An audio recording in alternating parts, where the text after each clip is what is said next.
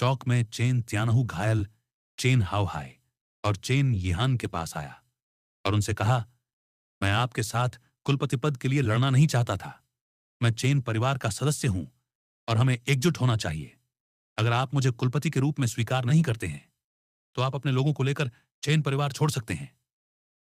Chain हावहाई और chain यिहान ने एक दूसरे को देखा और फिर शेन जियांग को देखा। दोनों ने एक साथ आह भरी। चेन हावहाई ने चेन त्यानहू की बांह को कसकर पकड़ लिया और भारी स्वर में कहा, मुझे उम्मीद है कि आप चेन परिवार का नेतृत्व अच्छी तरह से कर सकते हैं। मैं चेन हावहाई चेन परिवार का सदस्य हूं और मैं चेन परिवार के भूत के रूप में मर जाऊंगा।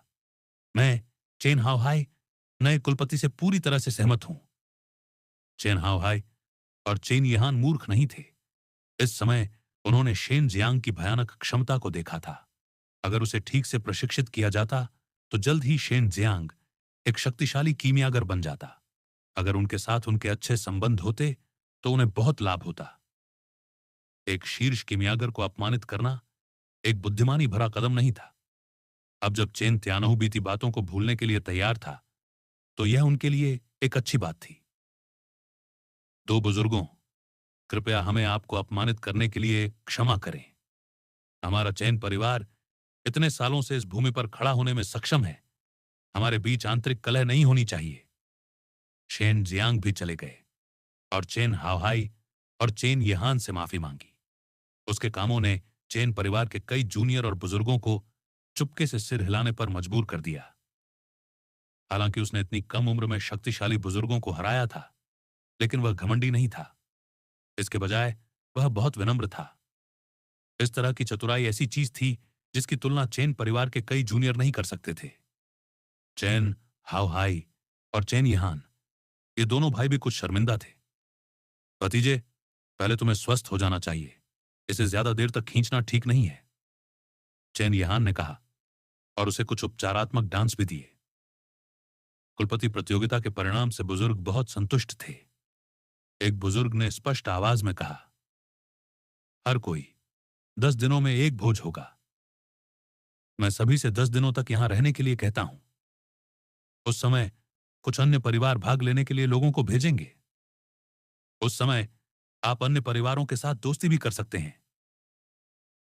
शेन जियांग अपने कमरे में वापस आ गया।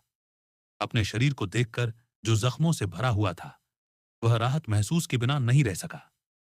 अभी कुछ समय पहले चेन यिहान के साथ लड़ाई बहुत खतरनाक थी।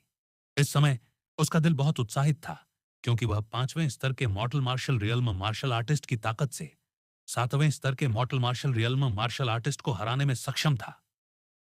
पूरी तरह से युद्ध करने के बाद उसे यह भी महसूस हुआ कि उसकी साधना में थोड़ा सुधार हुआ है।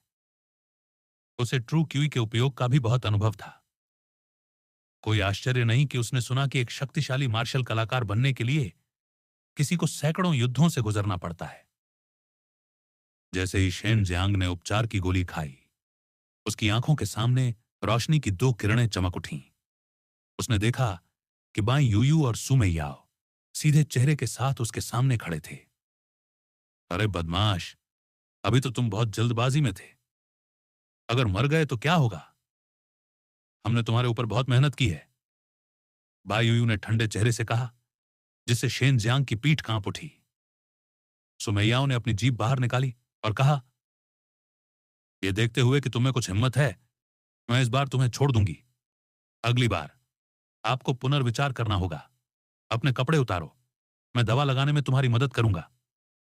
शेन जियांग और चेन यिहान के बीच लड़ाई के दौरान उसका शरीर हाइस्ट्रू ऑरा द्वारा कट गया था। उसके शरीर पर कई खूनी निशान थे और अगर उनका विशेष रूप से इलाज नहीं किया गया तो उन्हें ठीक करना बहुत मुश्किल होगा। इस तरह शेन जियांग बिस्तर पर लेटा हुआ था, जुमैयाओ के कोमल और हड्डी रहित जेड जैसे हाथों का आनंद ले रहा था, जो कुछ दवा लगा रहे थे। इससे उसे बहुत आराम महसूस हो रहा था। नए चेन परिवार के कुलपति का चुनाव हो चुका था। इस प्रथा के अनुसार अन्य परिवारों को जश्न मनाने के लिए आमंत्रित किया जाता था। हालांकि अन्य परिवारों को आने में कुछ समय लगता था, इसलिए इसमें कुछ समय लगता था। लेकिन इस भोज में एक बहुत ही आकर्षक घटना होने वाली थी। और वह थी शेन जियांग और याओ परिवार की प्रतिभा के बीच आयोजित युद्ध। यह सुनियोजित लड़ाई जंगल की आग की तरह फैल गई थी, इसलिए जब समय आया तो बहुत सारे लोग आ गए। बहुत से लोग मजाक के तौर पर चेन परिवार को देखने आए, लेकिन चेन परिवार की गोपनीयता बहुत अच्छी थी और उन्होंने शेन जियांग के बारे में खबर नहीं फैलाई। सुबह सुबह शेन जियांग ने अपने मुंह से हरे रंग के तरल पदार्थ की एक बूंद थूकी। यह ड्रैगन लार अभ्यास से संघनित था। इन 10 दिनों में वह कीमिया में और अधिक कुशल बनना चाहता था और वह एक मध्यम श्रेणी के नश्वर स्तर के डैन को परिष्कृत करने की कोशिश भी करना चाहता था। यदि इस आयु में वह एक मध्यम श्रेणी के नश्वर स्तर के शमनकारी शरीर दान को परिष्कृत कर सके तो वह उन महान प्रतिभाशाली कीमियागरों के बराबर होगा या उनसे भी आगे निकल जाएगा। इतने कम समय में एक मध्यम श्रेणी के नश्वर स्तर के डैन को परिष्कृत करना यह थोड़ा मुश्किल है, लेकिन मैं सुमेयाओ इस तरह की चुनौतीपूर्ण चीजें करना पसंद करती हूं। सुमेयाओ की आकर्षक आवाज शेन जियांग के दिमाग में घुस गई। शेन जियांग ने शरारती ढंग से हंसते हुए कहा, बहन मैयाओ, जल्दी से मुझे सिखाओ। सुमैयाओ ने आकर्षक ढंग से हंसते हुए कहा, इतना खुशी से मत हंसो, इसके लिए आपको कीमत चुकानी होगी। अब आप निम्न श्रेणी के नश्वर स्तर के डैन को परिष्कृत करने में बहुत कुशल हैं और आपके पास मध्यम श्रेणी के नश्वर स्तर के डैन को परिष्कृत करने का अनुभव है। हालांकि आपकी आध्यात्मिक शक्ति पर्याप्त नहीं है। आपको नश्वर मार्शल क्षेत्र के छठे स्तर में प्रवेश करने की आवश्यकता है और दिव्य भावना होनी चाहिए। तभी आप ज्वाला को सही ढंग से नियंत्रित कर सकते हैं और डैन को जमने के क्षण को नियंत्रित कर सकते हैं। शेन जियांग ने अपना सिर हिलाया। तो अब मैं मध्य श्रेणी के नश्वर स्तर की आत्मा जड़ी बूटियों को पकाऊंगा और साथ ही साथ अपनी साधना में सुधार करूंगा। मुझे आशा है कि मैं तय युद्ध के दिन तक पहुंच सकूंगा। सुमैयाओं ने कहा, यदि आप दिव्य भावना विकसित करना चाहते हैं तो आपको बहुत सारी सच्ची क्यूई और आध्यात्मिक शक्ति को एक साथ मिलाना होगा और उन्हें दिव्य भावना में बदलना होगा। यह थोड़ा मुश्किल है, लेकिन यदि आप ताइची दिव्य व्यायाम विकसित करते हैं तो आप इसे तेजी से कर पाएंगे। 10 दिन शायद पर्याप्त न हो। शेन जियांग ने हल्की सी आह भरी। वह वाकई बहुत अधीर था और यह एक बहुत बड़ी वर्जना थी। हालांकि आपके लिए जल्दी से सुधार करने का एक तरीका है। सुमैयाओं ने रहस्यमय ढंग से मुस्कुराते हुए कहा, किस रास्ते से? शेन जियांग ने जल्दी से पूछा। भाई यूयू की ठंडी आवाज अचानक आई, अमर और शैतान पूल। इस समय शेन जियांग को अमर और शैतान चट्टान के तल पर अजीबोगरीब तालाब याद आया। जब वह नीचे गिरा तो वह सांस लेने में सक्षम था और तालाब से रोशनी भी निकल रही थी। हालांकि इसके अलावा उसे कुछ खास नहीं मिला। चट्टान के नीचे स्थित अजीब तालाब के बारे में क्या ख्याल है? शेन जियांग ने संदेह से पूछा। हां, तुम्हें मालूम होना चाहिए कि उस समय हमारे दुश्मन हमें इसी तालाब के कारण वहां ले आए थे। सुमैयाओं के शब्दों ने शेन जियांग को और भी अधिक उत्सुक बना दिया। इन 2 अद्वितीय मार्शल कलाकारों को वास्तव में इस पुल के कारण मार दिया गया था। शेन जियांग अमर और शैतान चट्टान पर पहुंचे। उन्होंने नीचे मोटी काली मौत की क्यूई को देखा और कहा, क्या इस दुनिया में वास्तव में अमर और शैतान हैं? सुमैयाओं ने कोमलता से कहा, बेशक हैं। ऐसा मत सोचो कि सच्चा मार्शल क्षेत्र मार्शल आर्ट का सबसे मजबूत क्षेत्र है। सच्चे मार्शल क्षेत्र के ऊपर 3 चरम क्षेत्र हैं। उसके बाद निर्वाण क्षेत्र है। सफल निर्वाण के बाद कोई भी व्यक्ति स्वर्ग मार्शल क्षेत्र में प्रवेश कर सकता है और एक और भी अधिक शक्तिशाली अंतरिक्ष दुनिया तक पहुंच सकता है, जो कि स्वर्ग मार्शल क्षेत्र है। उन शक्तिशाली क्षेत्रों का उल्लेख नहीं करना। नश्वर मार्शल दुनिया जिसमें हम वर्तमान में हैं बहुत विशाल है। अब आप ऐसी जगह पर हैं जहां आत्मा क्यूई बहुत पतली है। यही कारण है कि वहां बहुत कम राक्षस जानवर हैं। जहां तक उन सच्चे मार्शल कलाकारों की बात है, वे सभी समृद्ध स्प्लिट क्यूई वाले स्थानों पर जाते हैं। वहां जितने बादल हैं उतने ही शक्तिशाली मार्शल कलाकार हैं। राक्षस जानवर असंख्य हैं और हर जगह खतरा है। एक निश्चित शक्ति के बिना व्यक्ति उस क्षेत्र में मर जाएगा। शेन जियांग ने पहली बार मार्शल वर्ल्ड के बारे में सुना था। इससे उसे बहुत आश्चर्य हुआ। साथ ही उसे अपनी तुच्छता का भी एहसास हुआ। इससे पहले उसकी नजर में सच्चा मार्शल क्षेत्र पहले से ही बहुत शक्तिशाली था। अब उसे उम्मीद नहीं थी कि सच्चे मार्शल क्षेत्र से ऊपर भी क्षेत्र है। बेटे, यह नश्वर मार्शल दुनिया विशाल और असीम है। इस महाद्वीप के बाहर कई अन्य महाद्वीप हैं। इन महाद्वीपों पर कई शक्तिशाली मार्शल कलाकार भी हैं। इस अंतहीन दुनिया में कई छिपे हुए गुप्त क्षेत्र हैं। इन गुप्त क्षेत्रों में बड़ी संख्या में स्वर्गीय खजाने हैं, लेकिन साथ ही वे बहुत खतरनाक भी हैं।